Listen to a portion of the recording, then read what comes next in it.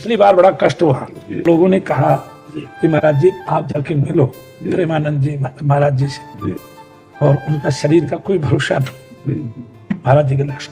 मेरे मन में महाराज जी ऐसा नहीं आया कि महाराज जी इस धराधाम को छोड़ के जाएंगे। तो बच्चे ने कहा महाराज जी आप मिल लो, भरोसा नहीं है। तो मेरा मन नहीं कर रहा था।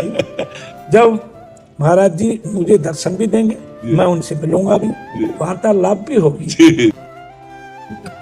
तो मैं यही जानना चाहता था, आप यहाँ विराजमान हैं जी, यहाँ जी, और लोग कहते हैं जी, मेरा जो अनुभव कि महाराज जी की किडनियां ठीक नहीं है, पर मेरा ये मानना है और मैं स्वयं भी इस बात का अनुभव कर चुका हूँ कि आपके द्वारा किसी का कष्ट काटने के लिए प्रार्थना हुई है, जाने किस जीव के लिए, किस प्राणी के लिए आपने ये अनुभव, ये प्रार्थना की है कि ये ठीक हो जाए, भले ही मैं बीमार हूँ, न जाने वो आपको भी याद नहीं।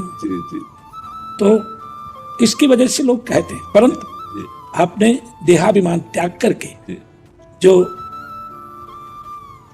सर्वत्र प्रभु का दर्शन करने का जो आपने, मतलब सर्वत्र प्रभु हैं, सब में व्याप्त है, ये संदेश पूरे भारतवर्ष नहीं विश्व में आपने दिया। जो मैंने अनुभव कि आप यहाँ विराजमान है इस स्थिति में, आपकी जीव आत्मा इसी शरीर में है और आपका स्वरूप प्रकाश में लीन हो गया, ये क्या लीला है?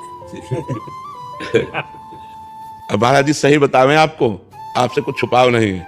इस खोखे के अंदर अब वही विराजमान है, अब जीव नहीं विराजमान है। इस समय हम आपसे बात कर रहे हैं तो पुरुष शरीर में बात कर रहे हैं, लेकिन हम इस समय श्री जी के समीप हैं, अपनी लाडली जी के समीप दासी रूप में है, और वो स्वरूप दिखाई नहीं देगा।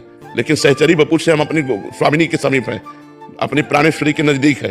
तो हमारा जो भाव देह है वो निज स्वरूप में है, लेकिन हम आपसे बात भी कर रहे हैं। ठीक इशारे से इतना हम बता देते हैं कि स्थूल शरीर की चेष्टा युक्त होते हुए विद्यमान वो सूक्ष्म स्वरूप से भाव देह के द्वारा वो आप कोई भी दर्शन करा सकता है।